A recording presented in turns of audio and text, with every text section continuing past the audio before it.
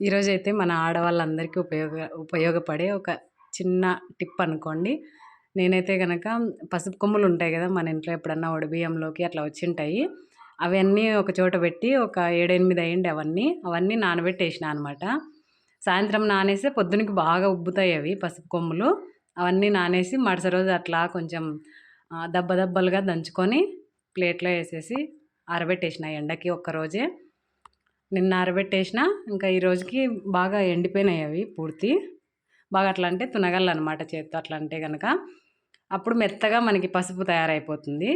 మనం ఫేస్‌కి అవి ఇవి అన్నీ ఎందుకు రాసుకోవడం, ఇట్లాంటి పసుపు అయితే గనక బావుంటది. ప్యాకెట్ పసుపు అయితే అస్సలు యూజ్ చేయొద్దండి.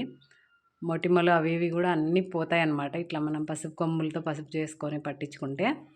నేనైతే ఇట్లా చేసిన ఈరోజు. చూడండి, ఎవరికో ఒకరికైనా ఉపయోగపడుతుంది కదా అని వీడియో తీయాలనిపించింది, తీసినాను. వీడియో నచ్చితే లైక్ చేయండి. అలానే అది అంతా ఇంకా పసుపు పొడి అంతా ఒక డబ్బాలోకి వేసేసి పెట్టుకోండి. వంటల్లోకైనా వాడుకోవచ్చు, లేదంటే ఇంకా ఏదైనా చిన్నపిల్లలు ఆడుకునేటప్పుడు ఏదైనా దెబ్బలు తగులుతాయి కదా, అప్పుడైనా ఈ పసుపు పెట్టచ్చు మనము. చాలా బాగా పనిచేస్తుంది. వీడియో నచ్చితే ఒక లైక్ చేయండి.